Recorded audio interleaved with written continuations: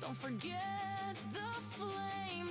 When the banshee comes, she'll whisper your name. Smoke and shadow, fire and fear. Pray she leaves you and you're still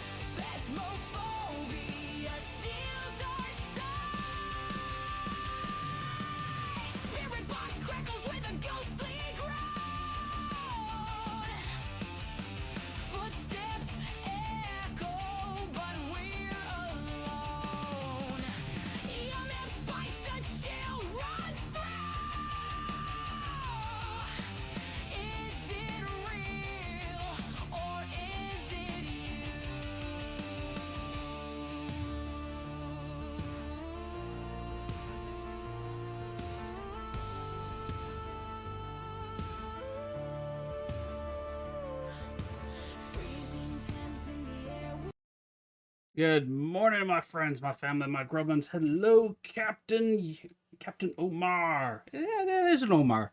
Captain Omar. Hello there. I was like, I'm sitting there going, reading your name like Captain Omar. No, it's just Captain Omar. I'm really bad with names. Hi, my name is Grubbin Dad. I butcher people's names.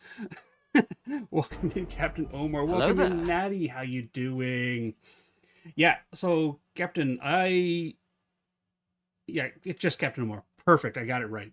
Yeah, Captain Omar. I run ads before I start talking or anything. Like when I fire up the stream for the first time, um, and as I get everything loaded up over here on my screen, because I got one screen here in front of me, my OBS off to the side here, right? I fire off the ads so that they're out of the way for like the first hour of when we start doing stuff. So we can sit here, we can chat, we can play games without having to worry about ads for like the next 58 minutes and 49 seconds, according to the timer over on this side. But welcome in, everybody. So I learned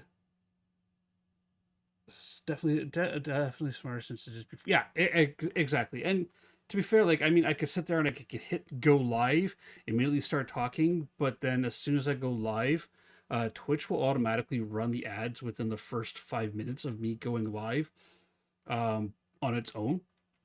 I don't like letting Twitch have control over when we run ads. I would rather fire off ads a little sooner.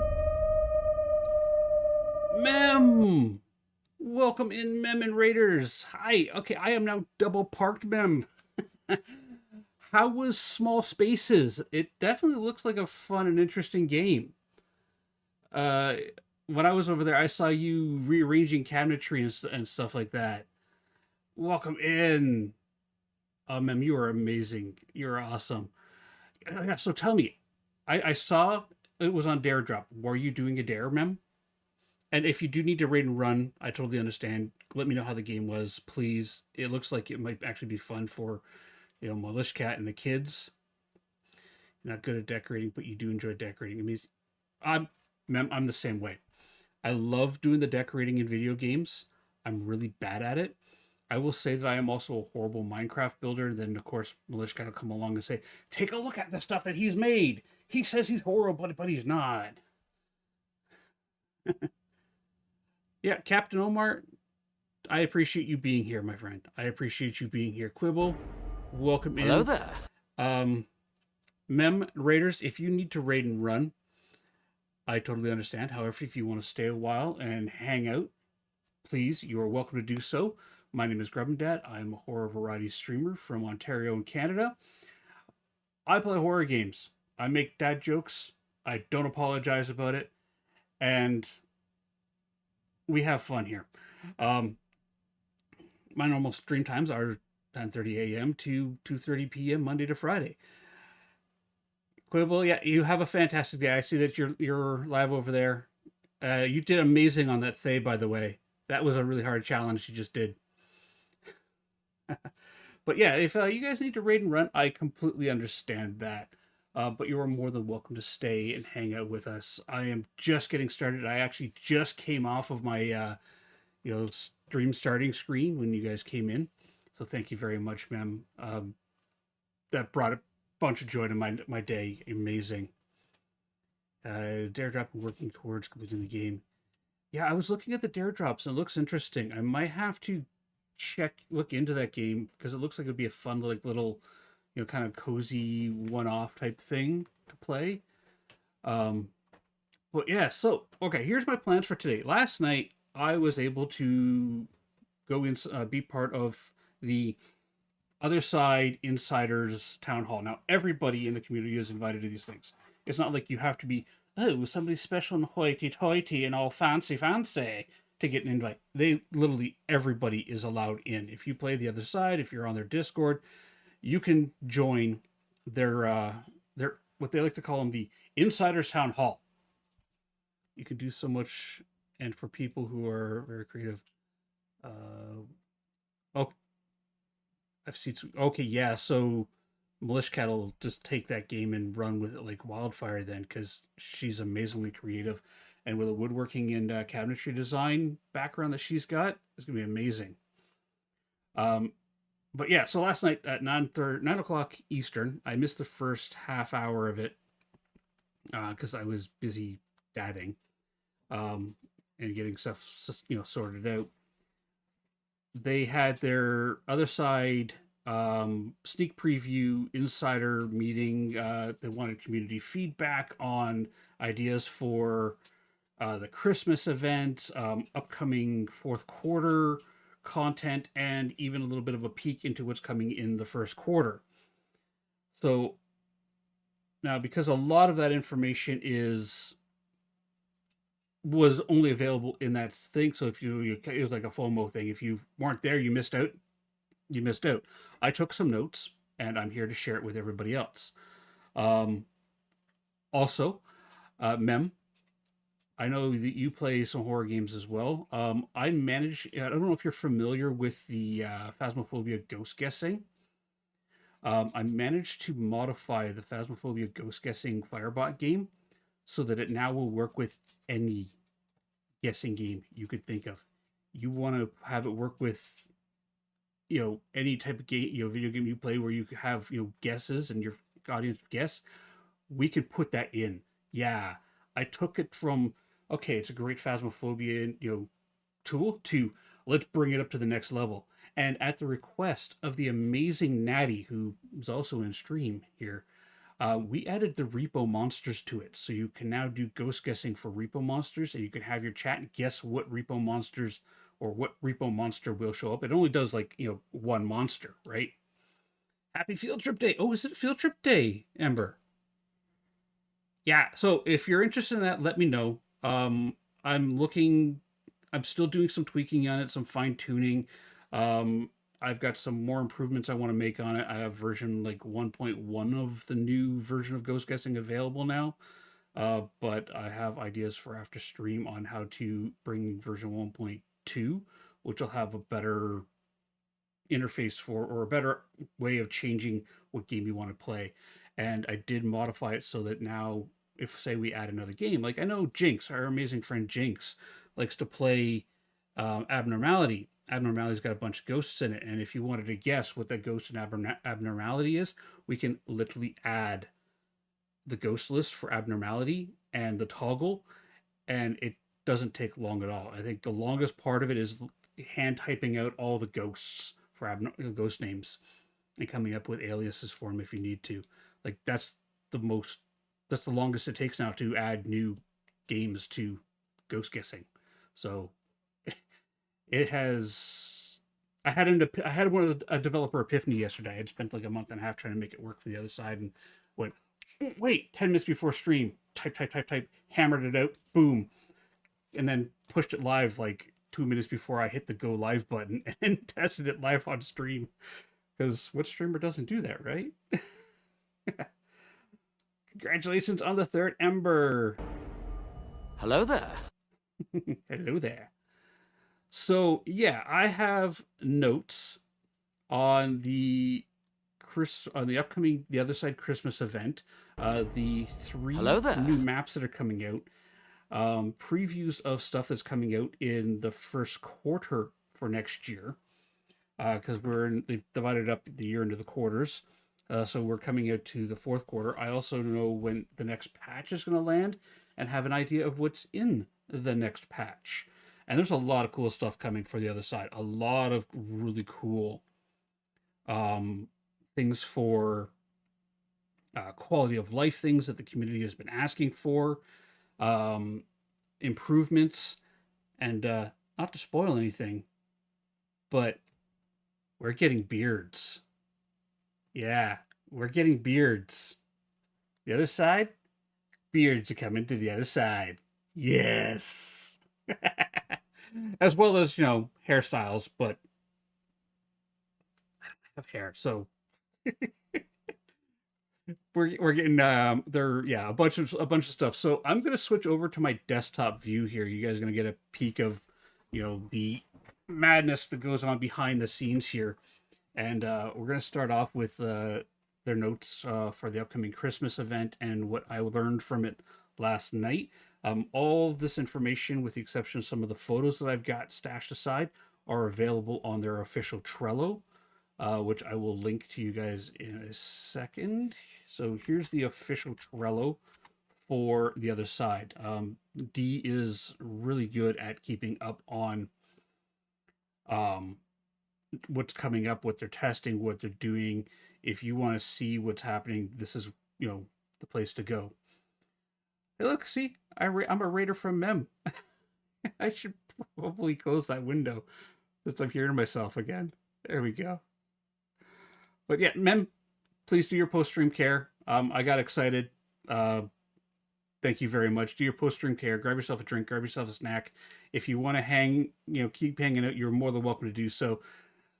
But I understand that it is, well, you're only, 6 hours ahead, 7 hours ahead of me now? So, because you're, Swedish time, right? So it'd be 11 o'clock now, so you're approaching dinner time, I think. All right. Amber, appreciate the lurk. Thank you very much. I'm going to switch over to my desktop display, which I don't have a button on my Stream Deck for. So let's go here. Oh. That says a suspected spam from a telemarketer. I'm going to hang that up. I work to pick up a package finish time. So I wasn't too far off. It's 11, so that's about 6 hours ahead of me. See, I'm smart. I'm super smart. All right, I'm gonna move my chat just over here to the corner. Down here, you guys can see the chat. Theo, you are here on behalf of the ghost community. That continued to pursuit of ghost at all hours of the night is a disturbance of the supernatural peace.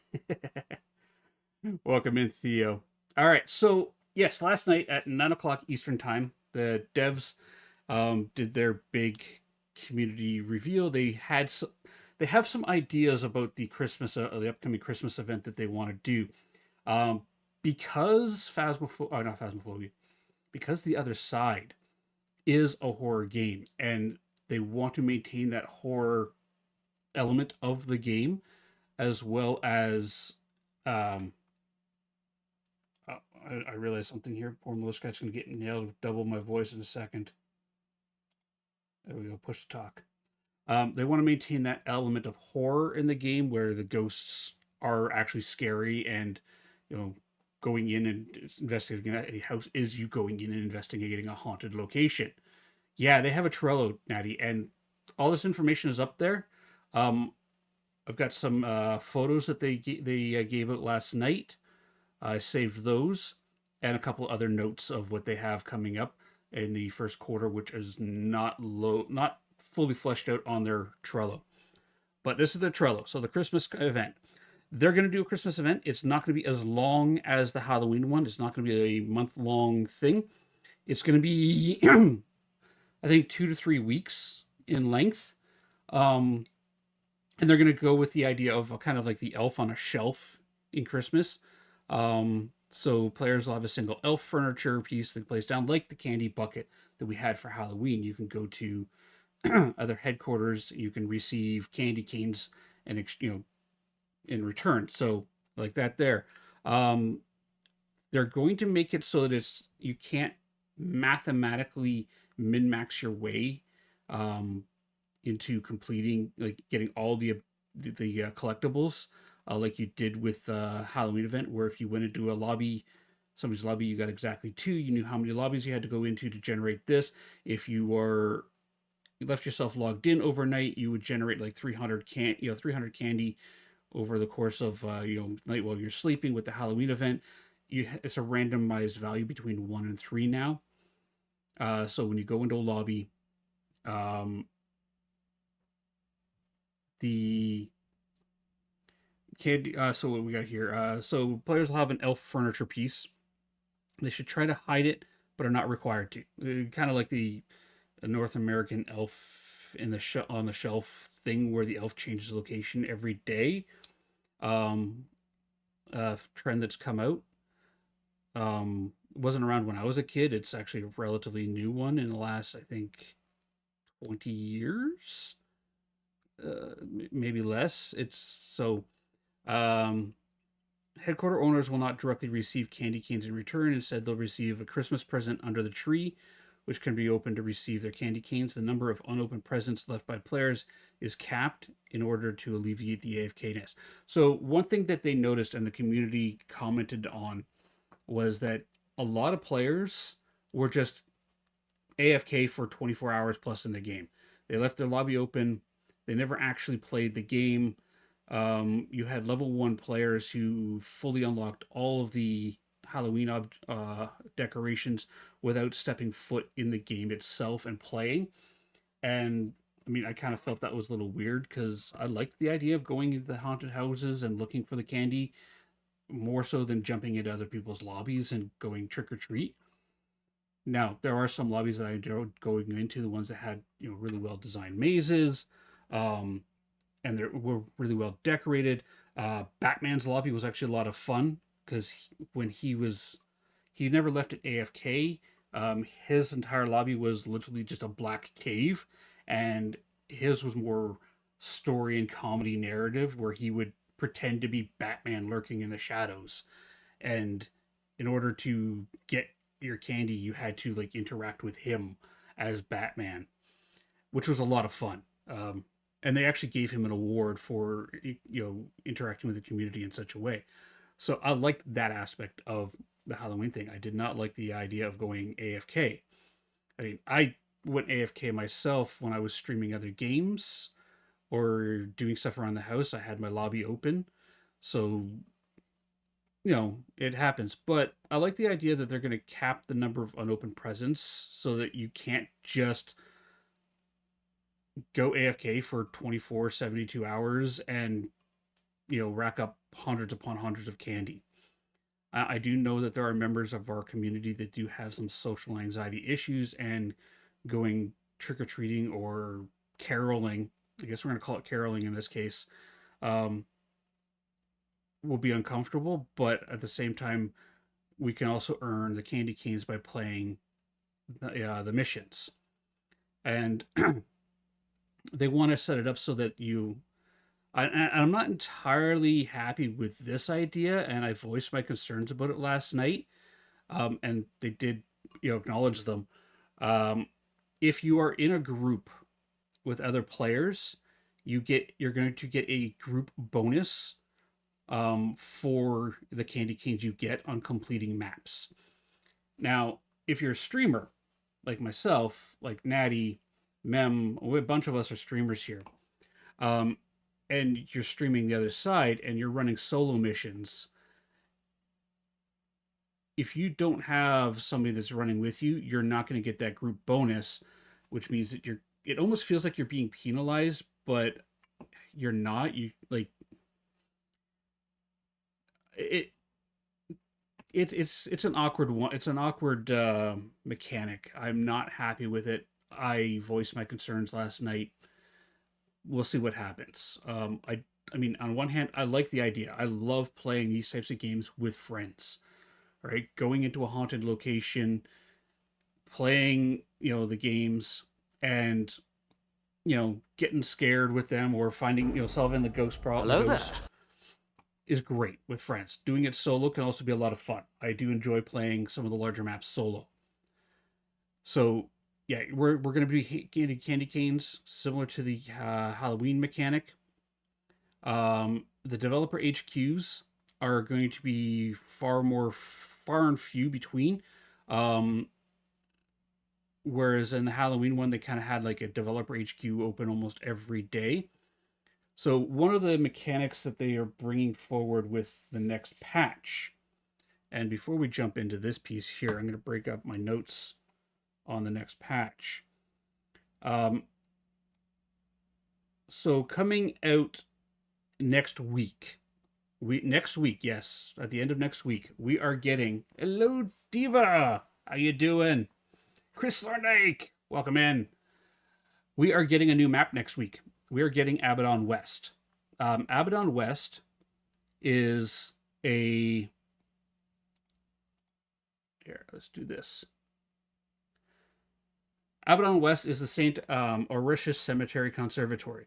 The way they described Abaddon West, which is coming out next week, is it is the renovated historical society's restoration of Abaddon Hollows. And I mean, this is the one of the things. Now, there's a bunch of Easter eggs in all of these screenshots that they've given us. I will post these up on my Discord. I'll create a new TOS channel, and I'll post these screenshots up there if you guys are interested in them. But like, this is Abaddon West, the new map we're getting next week. And as part of the patch we're getting next week is we are getting what is it? Some quality of life add-ons. For example, we're getting HQ text chat now. They're not implementing it for the in-game yet, but in the HQ we'll have text chat. Contract text chat is coming soon. They're working on it. And why I kind of jumped from Christmas to the new map is part of it is they're doing a developer broadcast ability that's coming out in the next patch. So the developers are going to have the ability to broadcast into everybody's lobby chats when they're opening their lobbies, or hey, we found an issue here. There's a new patch coming out. They'll be able to broadcast information out to the community that way. So, like, I mean, you got St. Aloysius Conservatory here, and then, this is one of the paths. These are the screenshots they gave us last night. And this one here is actually, I think this one is the World War I memorial graveyard. Yeah, this is the World War I memorial graves they've got in the Abaddon Hollows. So, with the knowledge that they're doing a broadcast component coming out next week, when a developer lobby goes live, they're going to broadcast it across the global messaging system in game, so that you're going to know that when it's live, and they're also going to post it on their Discord as well. So keep an eye on the Discord during the Christmas event if you're not in the game itself, and you'll get the notification of when it goes live. They've got some ideas on how many candy canes they're going to be giving out. They may schedule. Diva, I'm loving how much they're updating this game too. They are really they are actually listening to the community and the community's feedback on what the things. One of the cool things was last night, a couple people came up and made suggestions like, we like that suggestion. However, we're not going to go with that direction because it takes away from the horror aspect of the game. And we want to maintain that level, the level of horror that we got there, and going that route would make us very much like another game that we won't mention at the moment. Right? They're trying not to be a clone of Phasmophobia, and that is 100%. We can go to the developer meetings. Yeah, oh yeah. And you can listen, and if you had feedback, you can actually speak during the developer meetings, their town halls, which is great. So yeah, they're going to have the developer HQs coming live using the new broadcast system that's coming out next week. They're going to be able to broadcast when those lobbies are open. They're thinking about scheduling them every 2 days. And you can go in, you can get a bunch of extra candy canes, kind of like you did with the Halloween event. 1 second, a little dry throat here.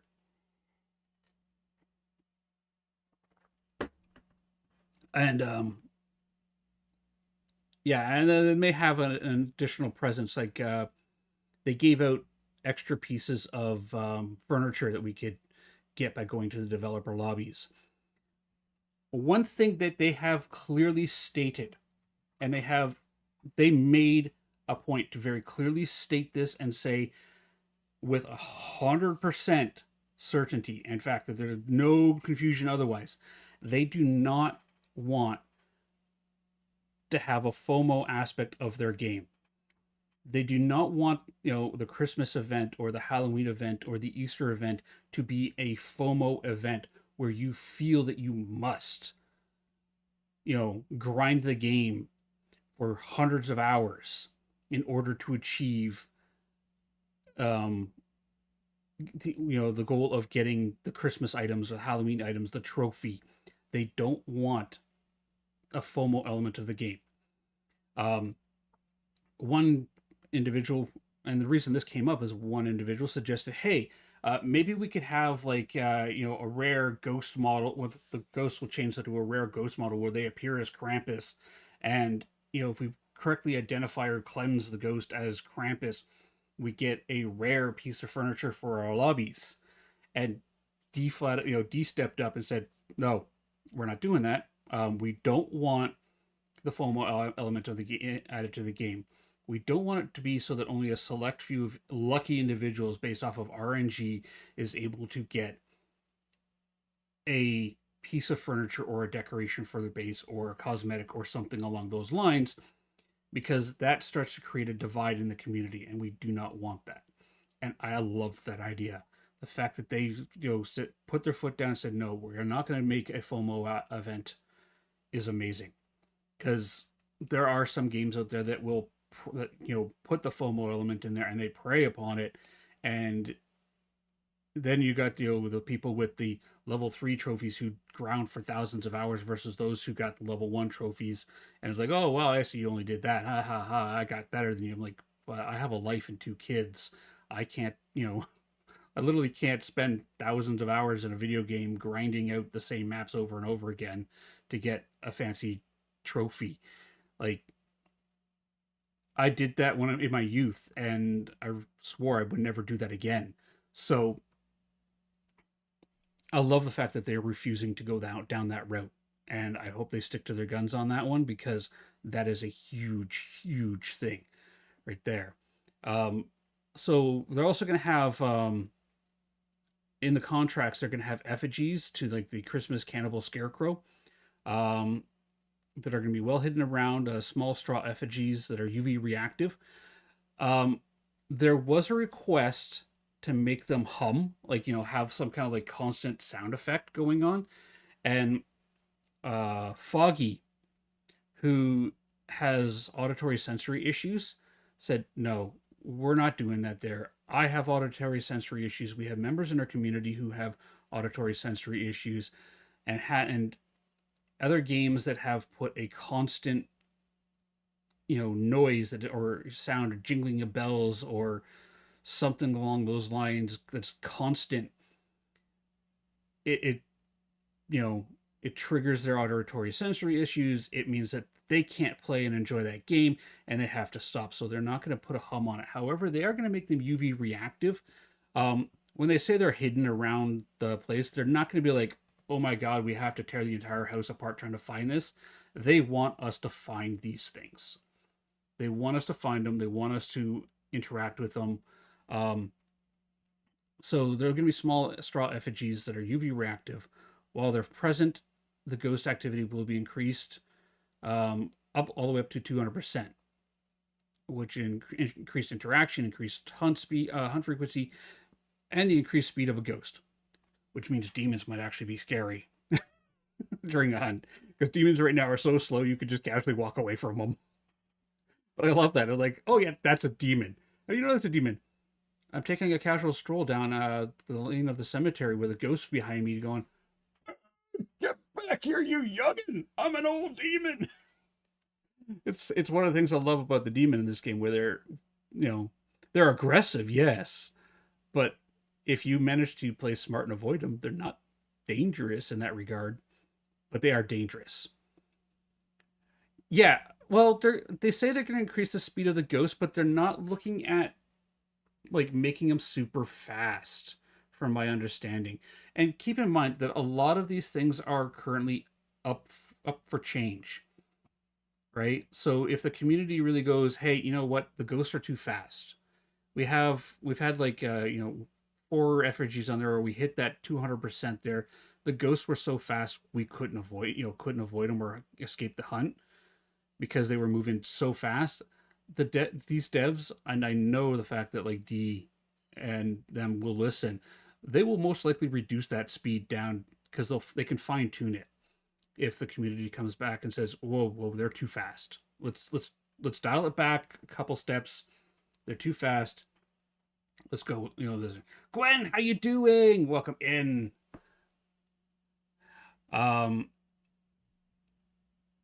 So, and if you're in close proximity to the effigy, the ghosts will know where you are. You can pick up the effigies, by the way, to decrease the activity.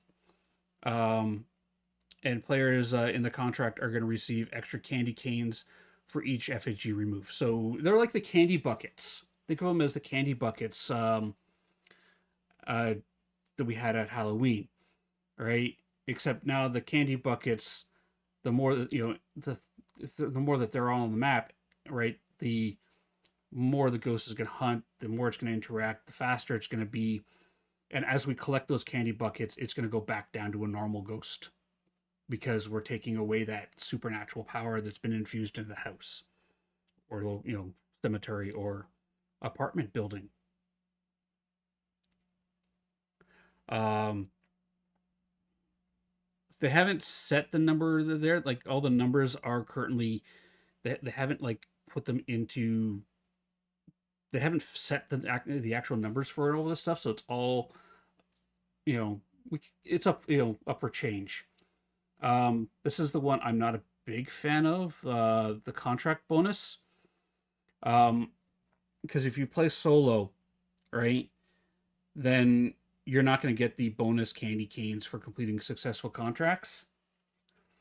However, if you're playing with friends, you're going to get those extra candy canes. And it's not like the candy canes are divided amongst the number of players. It's they're trying to encourage group and team play, the community to get together and work together as a group and as people, to identify the ghost. They don't want it to be in such a way that it's like, oh yeah, I'm going to sit there and spend 30 hours and farm master identify on Cedar Street, which is what I did over course of a weekend, and suddenly I have all my candy canes, and I did that solo or with a couple of friends at times. But they want us to play together. Bonuses only for group members, Natty. It is players receive bonus candy canes upon successfully completing contracts. For identify, it means identifying the correct ghost, and for cleanse, collecting all the artifacts. They want the bonus candy canes. So we're gonna get the bonus candy canes if we successfully complete it, like we did in for Halloween. At Halloween, you got X number of candy canes for completing the identifying the ghost or doing the cleanse mechanics, and then candy canes for each of the objectives. We're going to get that, from my understanding. There's going to be a bonus on top of all that if you're playing with other people. Hey Barry, appreciate the lurk, my friend. If you're playing with other people, you're going to get extra candy canes on top of all the other ones. So let's say for a fact, that you're getting 2 candy canes for the primary objective, identify the ghost, right? 2 candy canes for each objective. That's 6. And there's 4 candy canes hidden on the map, right? We're just random numbers out here, by the way. These are not set in stone. They're not accurate or anything. All right, and there's 4 candy canes or effigies on the map, and we find those 4 effigies. So now we have 10 candy canes. If you're playing solo, you got 10 candy canes. Congratulations. If you're playing with a group, right? Maybe the bonus for the group, and they haven't said what that number is yet. So let's say it's an extra 2 candy canes, right? And right now, there you go. Now you're playing with Natty and I are playing together as opposed to playing solo, and now we have 12 candy canes for doing the map as opposed to 10, right? They want to reward teaming up. They want to reward people playing together, having open lobbies, letting people come on in, join in the ghost hunts, right? They want to be able to reward that type of play. They want to have the community play together, and that's one of the cool things about the other side. Last night when I played, I had the angry wife and the not so angry hubby come on into my lobby, and we played, and I got to talk to them offline.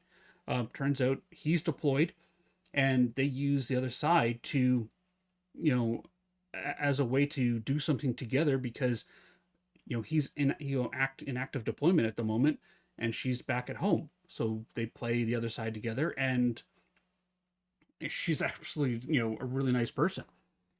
Um, but they want to promote playing together, which I'm all for. Right, as long as it's not like a huge massive bonus of like the bonus is so large that it invalidates the whole idea of playing solo. I'm okay with it because then it feels like a penalty for playing solo.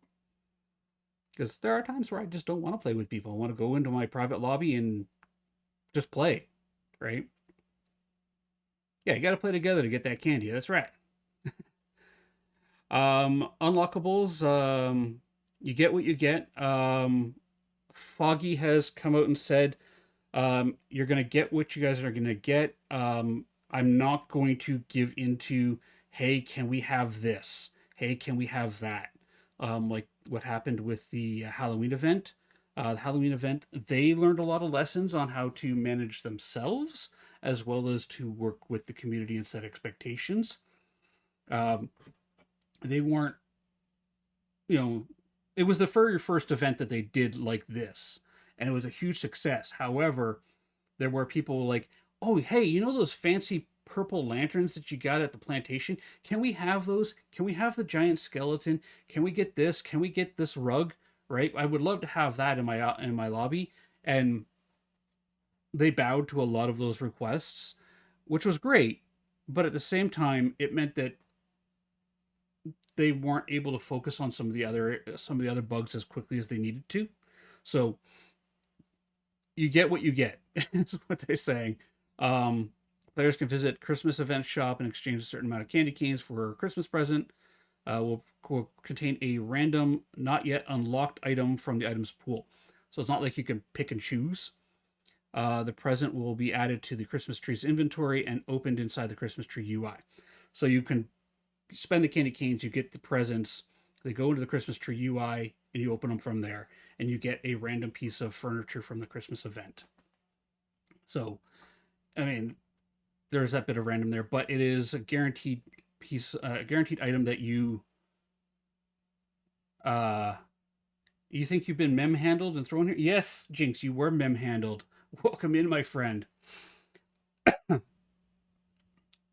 It is a random piece of furniture or decoration that you do not already have, so you're not going to get duplicates from it, which is nice. The Christmas tree is going to be a trophy that you can show off, which is nice. Single placeable furniture that increases its visual appearance as Christmas presents are acquired.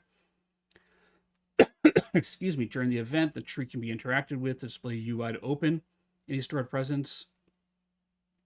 Players will keep their tree upon the event completion in its current visual form. So the more presents you unlock, the more decorated your tree gets. Think of it as an evolving trophy. Again, they don't want it to be a FOMO event, but at the same time, if you're unable to play and your tree's going to evolve, but there's always next year, right? They're going to keep doing these things, so they keep evolving them. At the 3 variants of the tree will be available: small, medium, large. However, only one available variant can be placed at a given time. Okay, so they're going to give you the variants of the trees, which is nice. Different tiers of Christmas presents from the event shop. Basic present will contain a single not yet event cosmetic. Basic unwrapped contains a not yet unlocked Christmas cosmetic. Will be the lowest tier that has not been completed. So there's gonna be like tiers of presents you can unlock, I guess.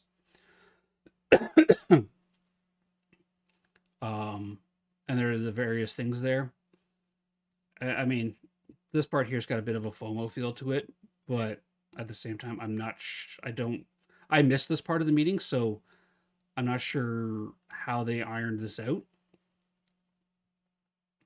But this is all in their Trello.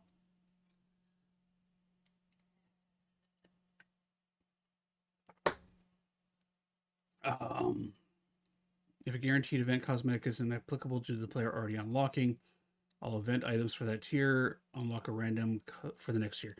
So yeah, if you unlock all the common ones, right, then it'll move up to the next tier, and then it'll move up to the next tier. So you can get all of the items, right, just by unlocking these things. And I don't know how many items there are.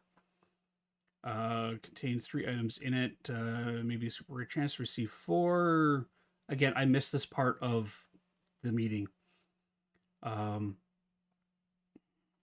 Guaranteed drop of that tier.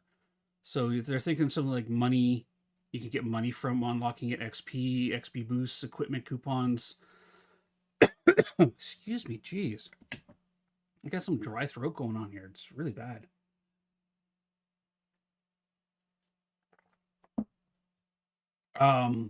Previous event unlocks. If you haven't gotten all your Halloween events, you could possibly get previous event unlocks from the legendary stuff. So that's their like concept for the Christmas event. They've also said that so yeah, we're getting a voice chat indicator as well in the player lobby. So when somebody speaks in the lobby, you're gonna get a little voice chat indicator above their head. They don't want to put that into the contracts because they like the immersive idea of if you're wearing all black and you're crouched down in a corner, right? And your friend walks by and you step out and you startle them because they can't see you, that gives them that gives the game that immersive quality to the thing, right? And that actually happened to Foggy a couple times, which is which was really funny. She was playing with one of her friends. They were in the full black burglar costume, and they were sitting down over like the rad thing and just about to pick it up. She walked by, and they spoke, and she jumped and bolted out of the house. Or it might have been Uber. I'm not sure which one it was, but I remember that. We're getting a three new maps, by the way. We are getting, as I showed, we're getting the cemetery. Let's do that, and that. So we're getting the cemetery. I'll move my chat off screen here. So these are the 3 screenshots we got for the cemetery. We got the entryway where they got the sign. This is Abaddon Hollows West. You got the path. As you can see, the paths are a lot cleaner. They're more, they're better maintained. This is because Abaddon West is the portion of the Abaddon Hollows that was renovated and maintained by the Abaddon Hollows Conservation Society.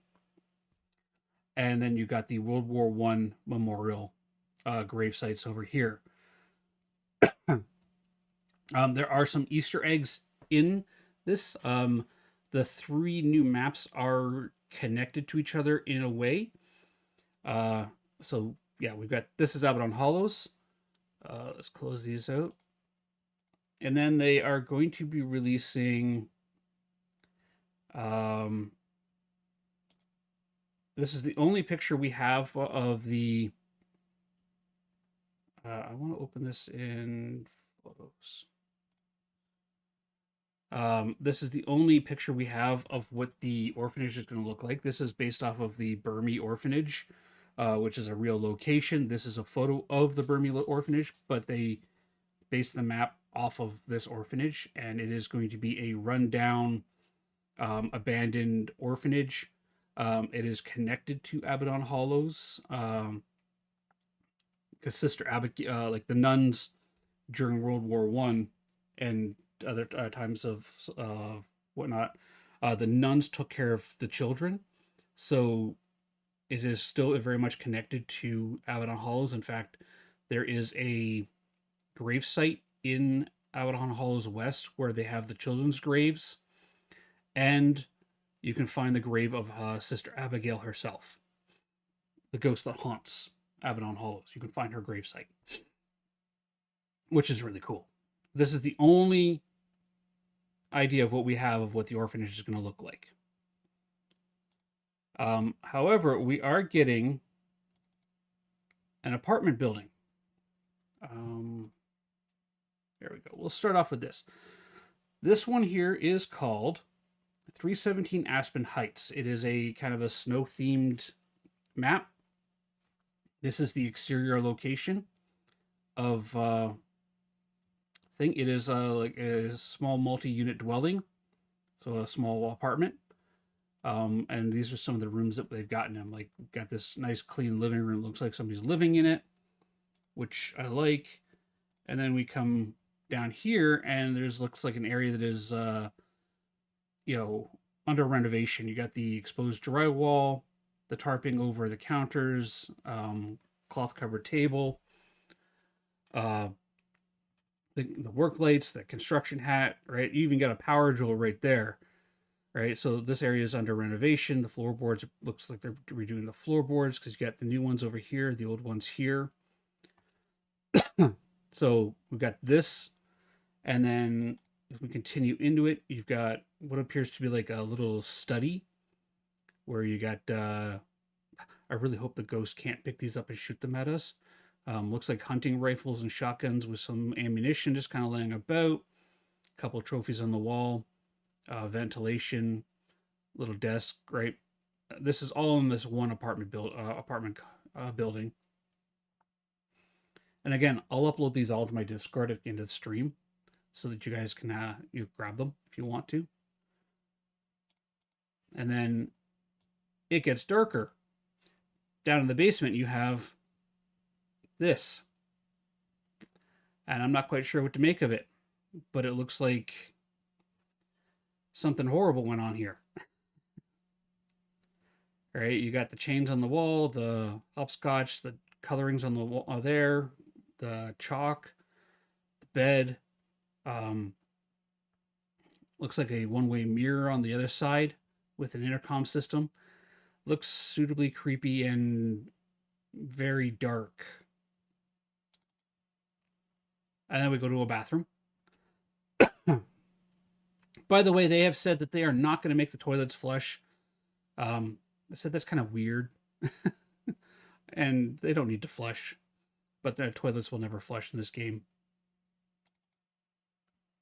And we got, master bedroom, bookshelves. I'm going to assume the ghost can throw all of these items, make a bloody mess there. I mean, this is an absolutely beautiful map design. And yeah, this is the exterior outside of it. So it's an apartment. We'll be getting this year. Excuse me. Why am I coughing so much? I mean, that must be my allergies. But like everything looks fine until you get to this, and then there you find out, oh yeah, there's a dark secret going on here.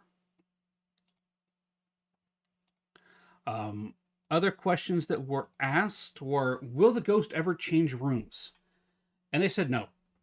They're never going to have the ghost change rooms because unlike other ghost hunting games, which rely on the ghost only giving its evidence in its favorite room, the favorite room in the other side is really only useful for the cleanse mode and getting freezing temperatures. Right, and the sanctified crucifix thing, you can get evidence all over the map, and they actually gave a rough idea of how much time the ghost actually spends in its favorite room, which is about 50%. So, say you're in there for half an hour, the ghost has spent about 15 minutes in its room and 15 minutes doing stuff outside in the rest of the house, which you can see on houses like the Plantation or the Asylum. Or even Abaddon Hollows, where the ghost goes for these long roams and does, do something over in the administration building, while its favorite room is down in the catacombs, or it may go up into the cathedral, do something up there, leave evidence. So you can get evidence anywhere on the maps, which is absolutely amazing. They do have other things they got coming out here. So Survive the Night, no new information on that yet. Um, they like the idea of the cheat sheet that we all have. Um, they are going to be implementing a notebook into the game. Sorry. I got really dry cotton mouth and dry throat here. Allergies, I think. Um, they are putting a notebook in the game, and it is very much like, you know, my notebook that I use for, um, what is it? There we go, so you can see better. It's a lined notebook. Oh, a bit of gunk on my monitor, and I have to clean it. Right? And what they said will happen is when you go into the map and you correctly identify a Bahoot, the notebook will get an entry in it written by you, the investigator, and all the traits that you discovered about the Bahoot. For example, the Bahoot, when just before they hunt, the room rapidly freezes, right? The Bahoot can only put extinguished candles. They can't light them. The Bahoot has a long hunt cooldown of 90 seconds, by the way. And this type of stuff, all the stuff that you can find in the unofficial cheat sheet, as you discover the ghosts. Oh, thank you very much, love. My beautiful wife brought me some OJ. She's amazing. It's gonna fill this out. So, if for some odd reason you never encounter a demon, you're not gonna have the entry for a demon in the notebook, which is kind of weird, but at the same time, kind of cool because you're discovering this stuff firsthand. The idea is for immersion is you're the investigator and you find this information and you write it down in your notebook so that you can reference it again later on. And this will let people have an in-game mechanic to reference the cheat sheet without having to alt tab out of the game to reference the cheat sheet or rely on sticky notes. They'll be able to pull it up in the game and check their notes. Right? They go, well, okay, the ghost blew out a candle. Let's quickly go through here and which ghost can blow out, extinguish candles. All right, so it's not a revenant, it's not a skia, not a wisp, not a strigoi, not a doppelganger, but an iblis, a demon, and a poltergeist can still blow out a candle and light them. So it might be those. So we have a possibility of a demon, an iblis, a poltergeist, a wee wee gambel, a teria suk, a wraith, a banshee, an echo, and a bahoot. They can all blow candles out, by the way. Oh, wait, it turned on a light, so it can't be an echo. It can't be a teria suk or a wee wee gamba, right? Oh, hey, look, it turned the radio on, so it can't be a phantom.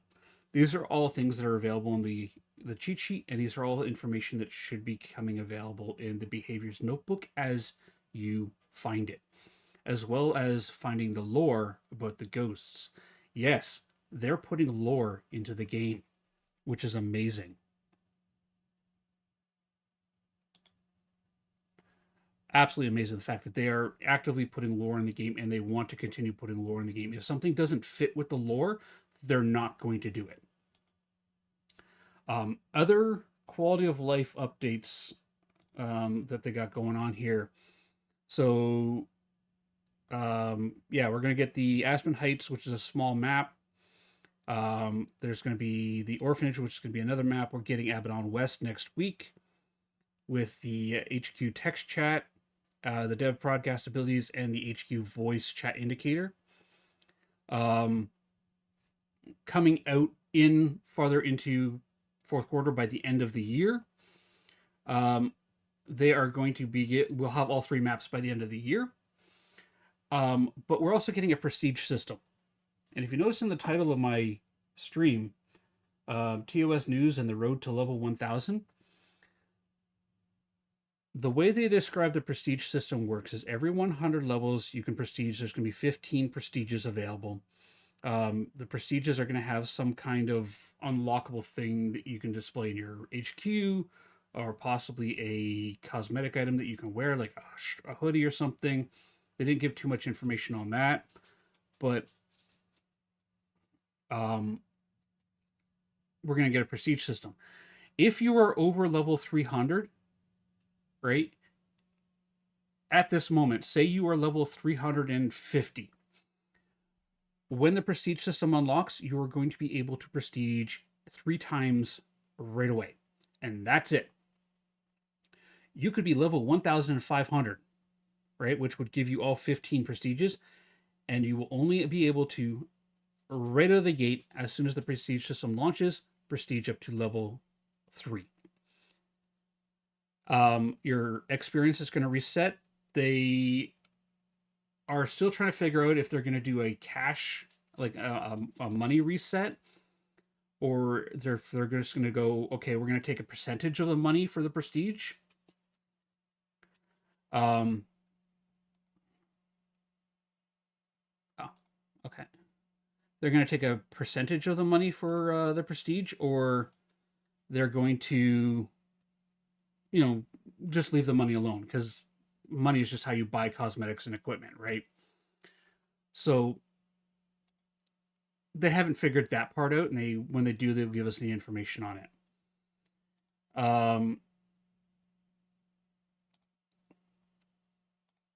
Let me do this. Okay. Got to support my friend. Where's my notes here? Now, this road to level 1000 here, you see in my title. If you hit level 1000 or higher, you are going to get a legacy, a prestige legacy trophy or something like that. They're going to have a mechanic in the game that's going to, let you display what level. Kind of Phasmophobia has that plaque on the wall to let you display what level you are at. But for every player that is at level 1000 or higher, hey Gonk, how you doing? Any player that is over 1000 is going to get a rare, is going to get a exclusive legacy, something. They haven't figured it out yet, but they want to reward the players who've hit 1000. So I kind of want to get to level 1000 because I want to see what that thing is, and I really love this game, and I don't mind doing the grind to go to 1000. I'm level 270 right now, so I got a couple to go, but yeah. I do have ads coming up, everybody, though, in less than 2 minutes. So I'm going to get my boom bears out, and we're going to jump into a quick ad break. I'm going to have a drink, and yeah, I'm going to have another drink there, and then I got a couple bits more of information. Then we're going to jump in and play some Hello there. of the other side. There we go. All right, Battle Royale. So, all right, I will see everybody in 3 minutes. We're going to take a quick 3-minute ad break, give my voice 3 minutes of rest. I'm going to stand up and stretch. Finish dumping all this information on you guys. I know it's a lot to take in. If you have any questions, feel free to reach out to me, and I can answer them the best that I can. But I will see everybody in 3 minutes.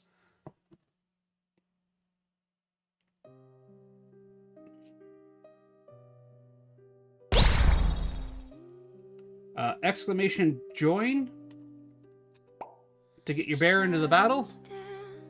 And I'm going to stretch. I just want to say thank you to everybody who came on in and has been hanging out here with us. I know there's a lot of information. It's just a lot of me talking about what's coming up. And it might not be everybody's cup of tea, but I appreciate everybody. I appreciate each and every one of you. We're almost done. The meeting was 2 hours last night.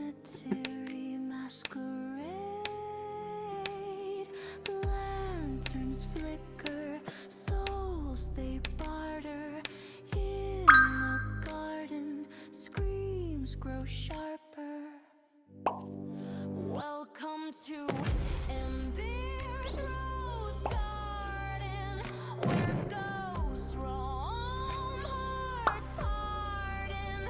The air's thick,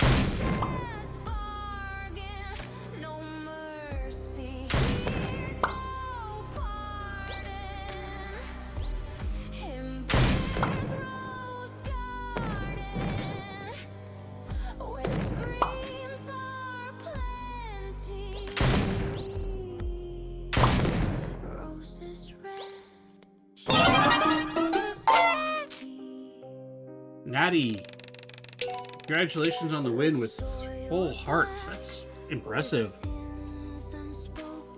I have not seen yet a full heart, KO like that. All right, we'll go one more time. Exclamation join. Through the dark, your name is carried, creaking gates, a choir of despair, ashes floating, fill the air.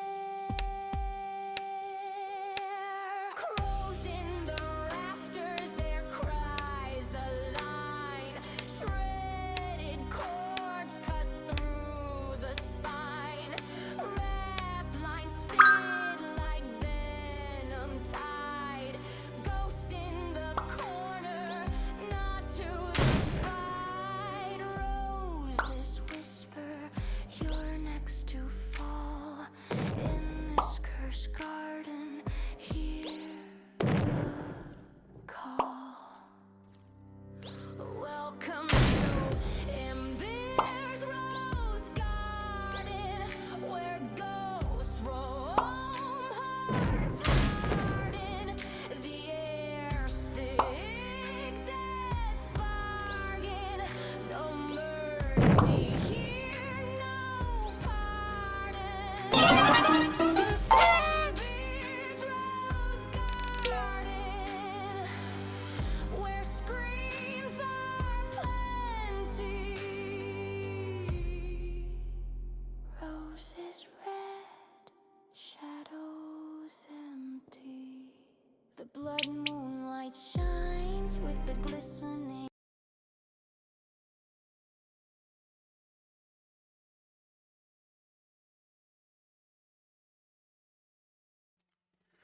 Yeah, I'm muted. I don't have my Firebot set up to automatically unmute this one here because I very rarely use it. All right, so the big exciting things that are coming in Q1, real quick.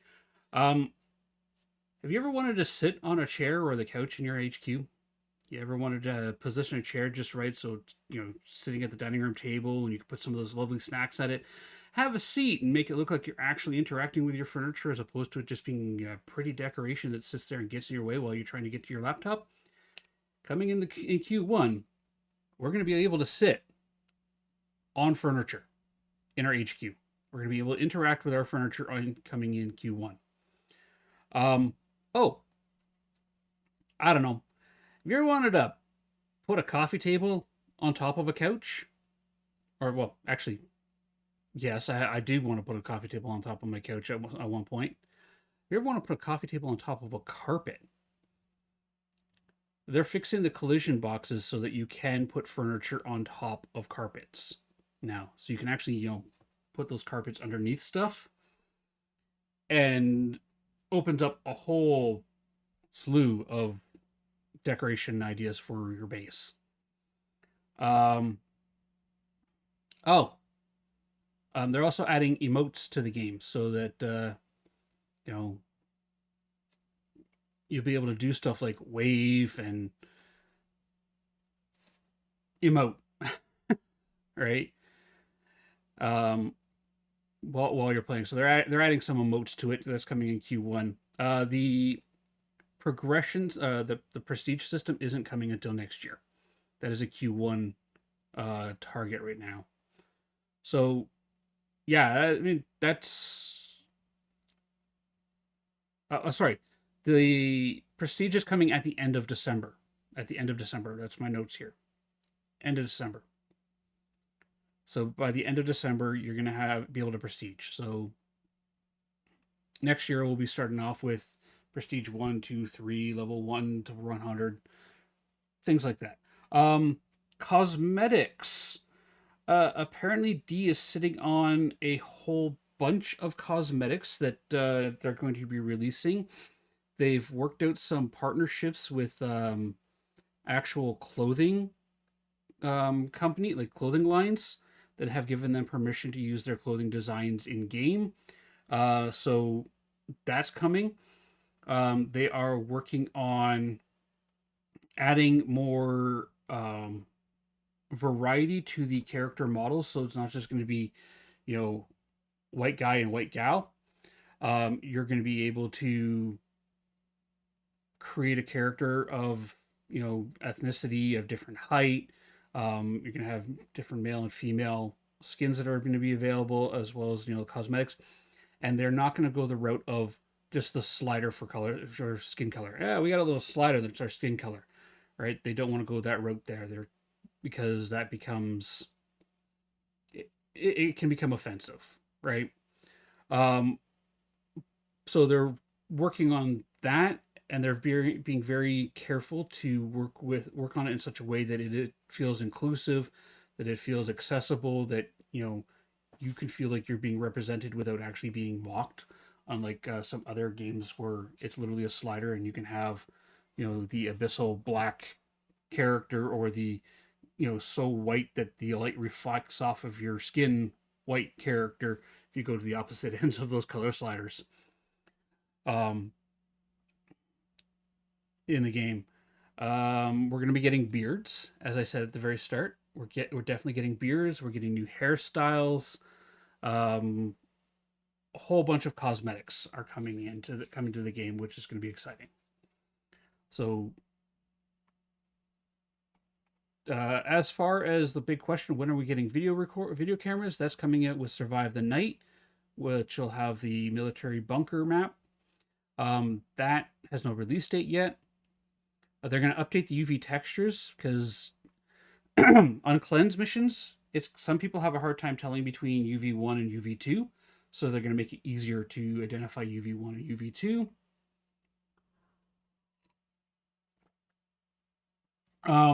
For novice difficulty, when you're learning the game playing on cleanse, when you take a photo of red and green UV, the photo details are going to tell you if it's UV1 or UV2, UV3, or reading 1, 2, or 3.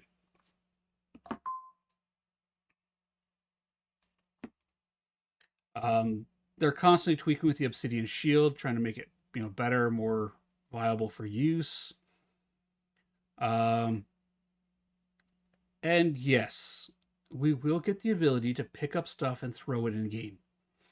Um, right now, because they use a true character perspective, which means that your eyes are where the eyes are on your character model. So when Natty and myself look at each other, we are staring into each other's eyes. And when we pick up an item and are holding it, how we're holding it is how our friends see us in game holding it. They have to, you know, animate all of that with all the items, so they are working on making it so that we can pick up items. I did request the ability to throw the milk jug at Ravenwood Drive at Gary, though, because you know, in the middle of a hunt, I want to be able to pick up that milk jug and whip it at him in the middle of a hunt. I don't know why, but I do. They're updating the voice recognition systems, right? They are coming out with an early detection hunter piece of equipment, a voice recorder, motion sensors, perk machine, which I'm not sure what that is yet, but they haven't like really broken down this year. This is all coming out much later. Oh yes, active development right now. D will no longer have to fix people's saves because there's currently a problem with the game where you can get your save corrupted, and they're implementing the rolling save backup. So what'll happen is it'll keep multiple copies of your character progression, and if something happens to corrupt your character progression, it'll just fall back to the previous one on you for you, as opposed to, you know, having to be recreated from scratch. And they are working on native controller support as well. Oh, that's what all came out of last night's town hall. There's a lot of information there. A lot of information there. But it was definitely an interesting experience. And again, the town halls, they're open to everybody. So thank you everybody for hanging around. You know, sitting through what was that, like an hour and 16 minutes of me talking about what updates are coming to the other side. That's a big a big chunk of, you know, block of information to get dumped on you there, and a lot to take in. So if you have any questions, feel free to reach out to me on Discord. I'll post those pictures that I sniped last night in Discord, so they're available for everybody. And again, here is the Trello link where you can follow along with the, you know, follow along and see what they're working on right now, what they're actively testing. And again, these guys are doing amazing. Oh yes, one more important thing I almost forgot. The community has been asking for a crosshair. We're getting a crosshair. Yeah, we're getting a crosshair, which means no more crosshair overlay needed.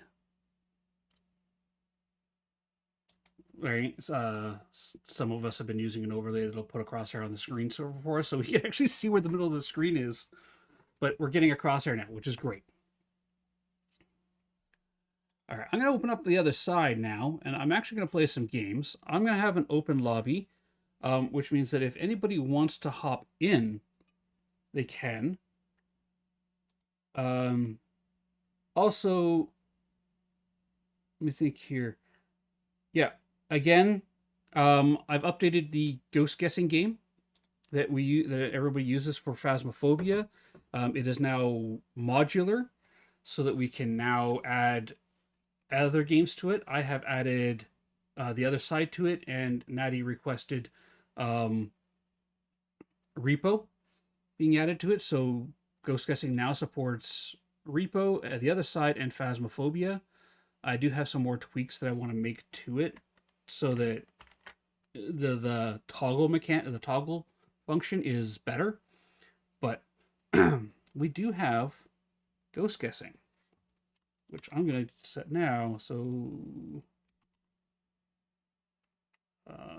what was the command? Set guessing TOS. And let's jump into the TOS here.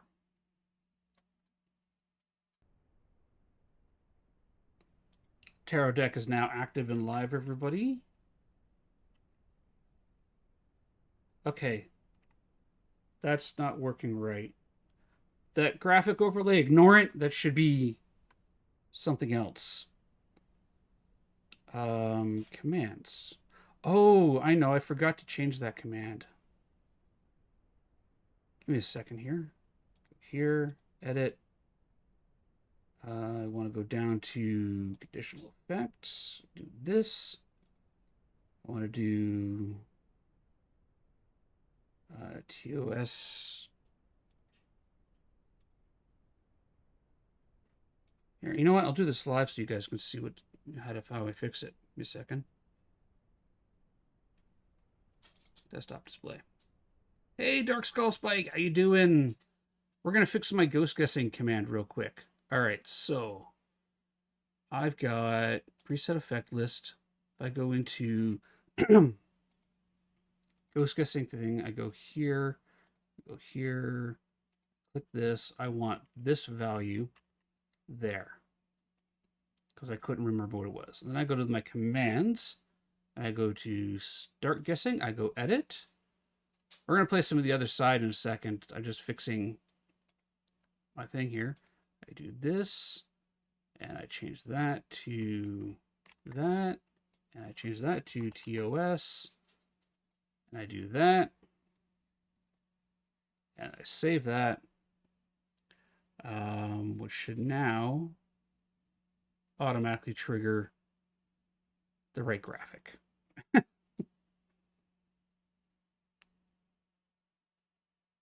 Yeah, Dark Skull, you're more than welcome to join me for that. Let me go get my lobby open here. We'll use in-game voice chat. I'm going to be working my way up to level 1000. Public, create, yes. All right, there you go. Grub and Dad lobby is now open. Anybody is welcome to hop on in. My only request is that you use push to talk, and no swearing, no racism. Be a decent human being. We're gonna go there. We're going to identify, and we are going to go master identify. They were amazing, yes. I just went through them for like an hour and 20 minutes, kind of updating everybody on them all there. I think that's the most I've straight talked in a while. Oh, I'm gonna grab some up, top my gear up.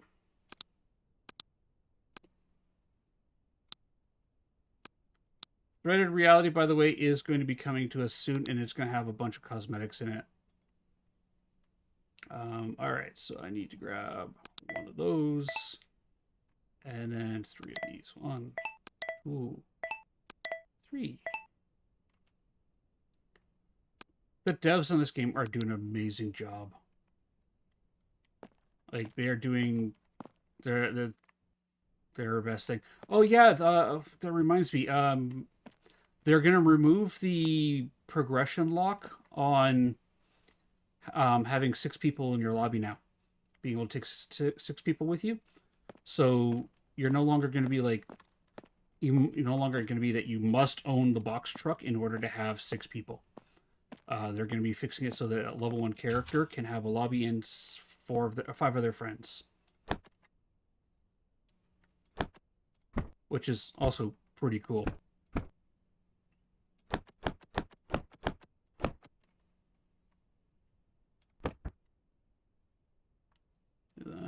Need that. Grab an FLX. Grab 2 of those, and because finding the ghosts. Do that. There. That works. Hello, Mr. Darkskull. Everybody get your ghost guessing in. I'm guessing an echo, apparently.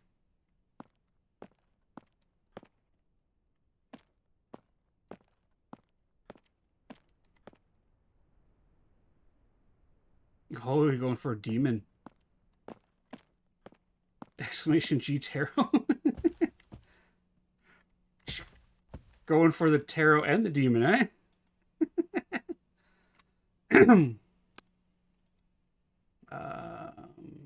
Yeah, that's fine. Oh, it looks like he DC'd.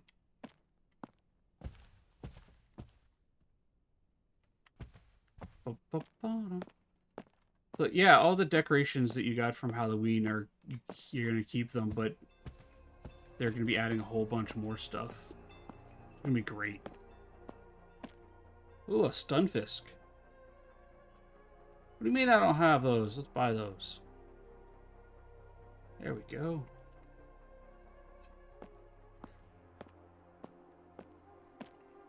The in-lobby chat is going to be nice, because you're going to have people that don't want to use their voice in chat, or in the lobby, or in-game. There are going to be other sensors coming for your that you can like connect to your cell phone, like sound sensors, motion sensors, those things, but those are all like Q1. You have returned. You all back? I have just a basic loadout in the crate for 1 person. If you want to add some equipment, go for it. We're going to be doing master identifies. But I will fund the holy sprays, the bad kitty spray.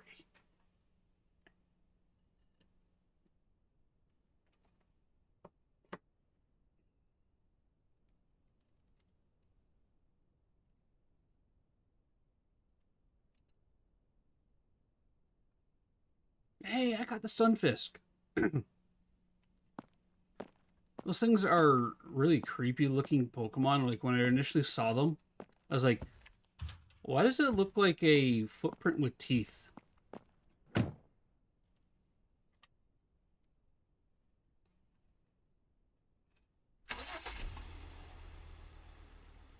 So I think for the other side, ghost guessing, we're going to go until we get our first piece of evidence, or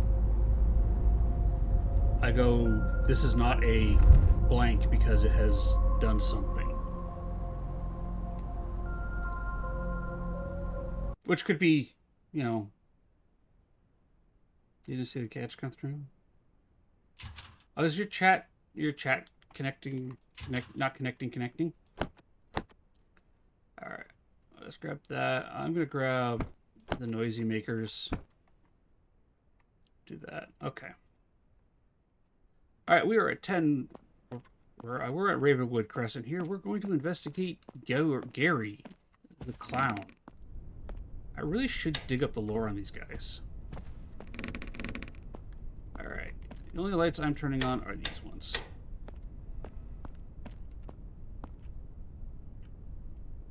Now, I do want to remind everybody we are in a haunted location, not a haunted room. Also, I played Phasmo yesterday, and I kept trying to use my 1, 2, 3, and 4 buttons to change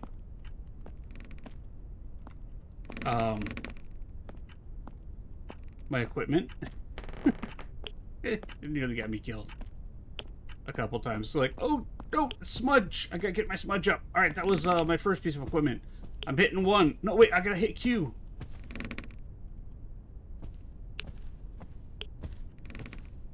Oh yes, another change that they're making. The holy water sprays are going to start showing. Well, hello, sir. Growling at me, eh? Rawr. They're just going to start showing how many sprays you have left in the bottle. Okay. Well.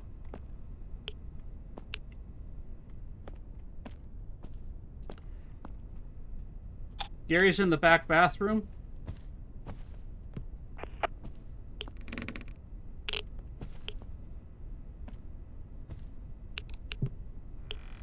Gary is not a Teriasuk, is not a wee wee, and not an echo. So my ghost guess is already out the window.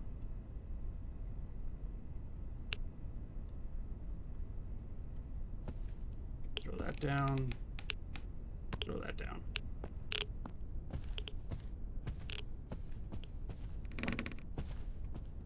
Actually, what else am I going to bring in? What else? Hi. Let's get the audio down there.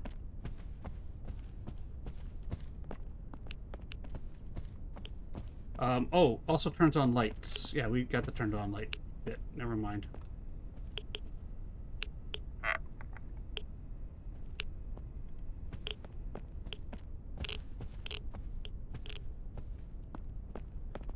Turns on little lamps.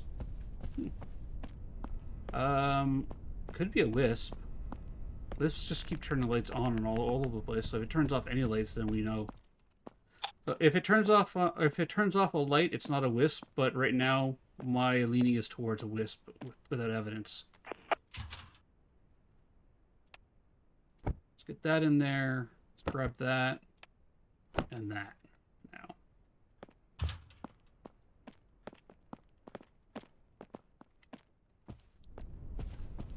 So we know where the favorite room is. We can use that to get freezing if we're going to get freezing.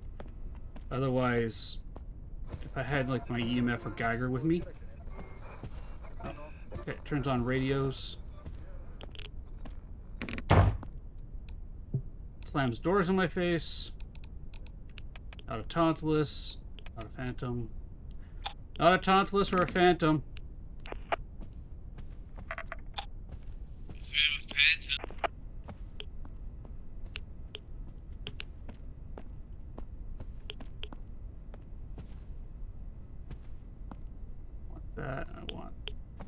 No, wait. I need to grab the candles.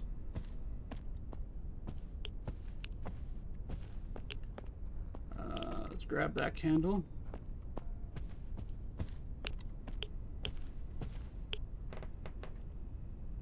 Yeah, it turned the radio on, which eliminates the phantom, and it slammed a door in my face.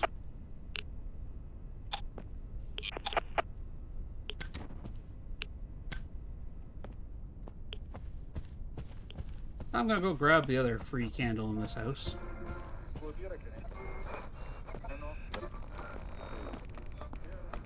Which is over this way. I mean, it could be a Strigoi. It hasn't manifested yet. We've had a growl, but I didn't actually see the ghost. We could also have a Strigoi. Did you turn the radio off?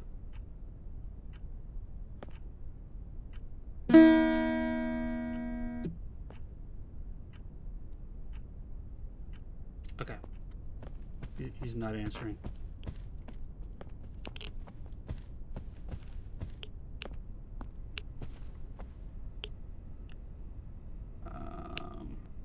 There. Grab those. All right.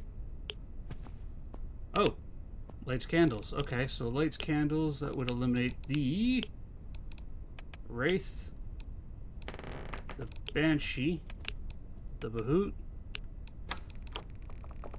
and that's everybody else. Okay.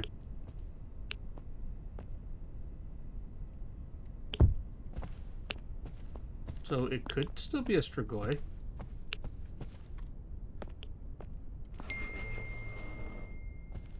That's his favorite room. Do we have freezing in there?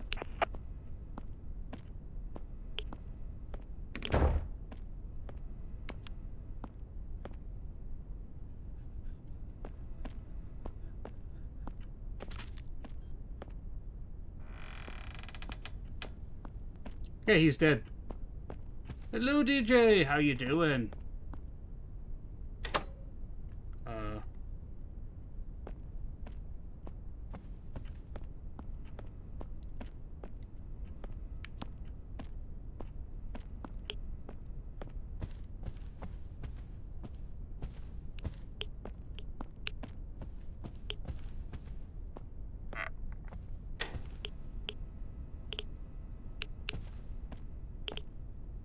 Okay, that any.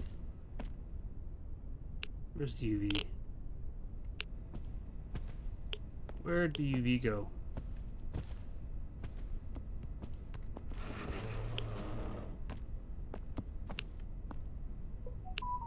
Grab a picture of that. Where's the UV flashlight?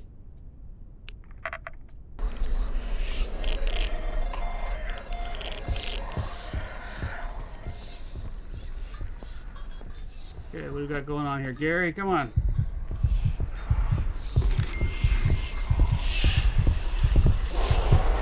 Oh, wow, there's a bunch of...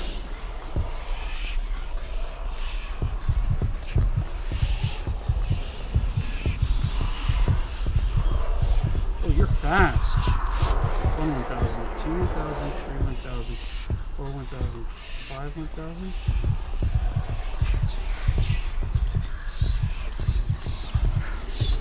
You're a revenant.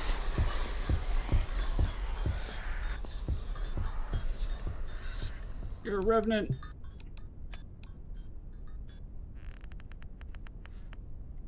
Oh yeah, they're adding achievements for each of the ghosts as well.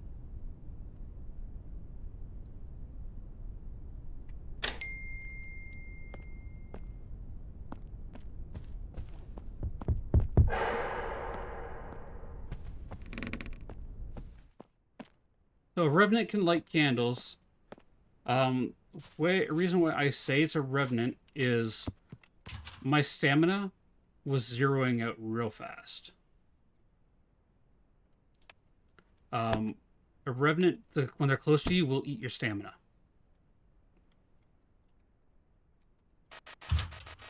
I think we have a revenant. My stamina was draining real fast while I was trying to run from it.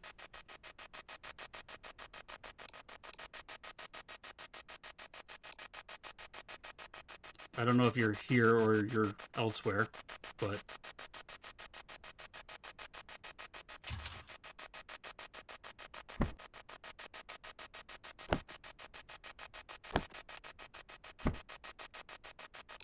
I'm gonna go back in and see if I can't get any evidence at all.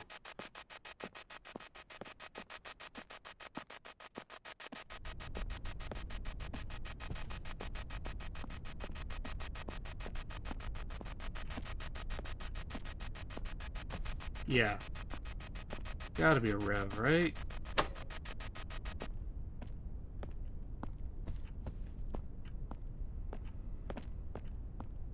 The dead can talk through the spirit box.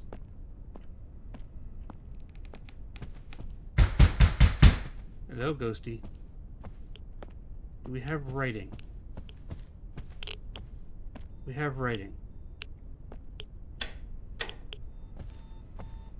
We get any...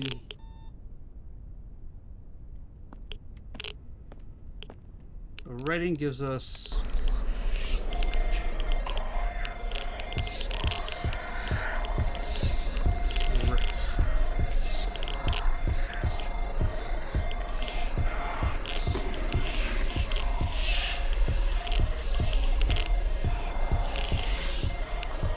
This is a really bad spot to hide. I know it wasn't a demon. It wasn't Iblis, I didn't see that.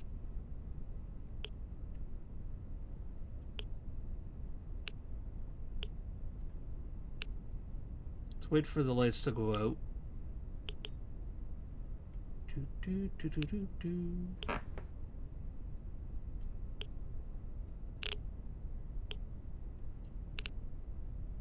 Hey, Dark, if you're nearby when the breaker goes off, can you turn it back on, please?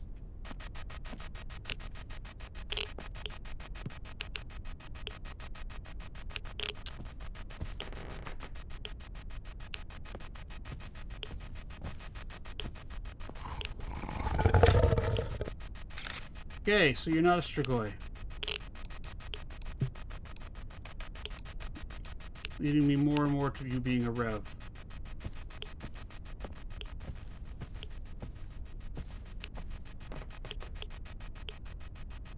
Turn that light on. Oh. There's some money.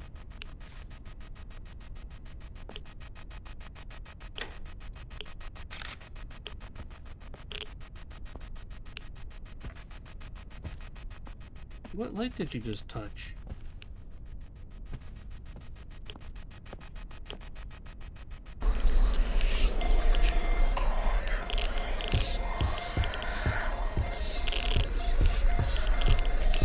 Yeah, that was close. Hey, there's a Beldum in chat. Get your Beldum.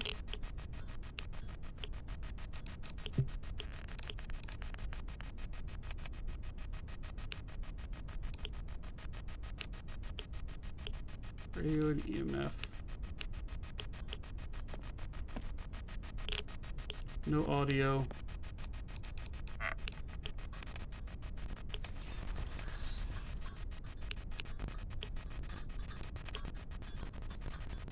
Yeah, no audio.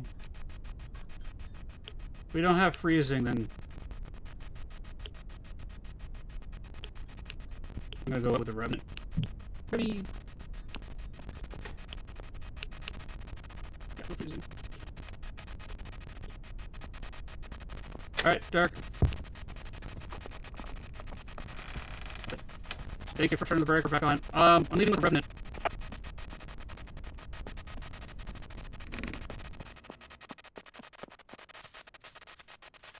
I have Spirit Box turned on, so you can let me know if you're ready, but we've got a Revenant.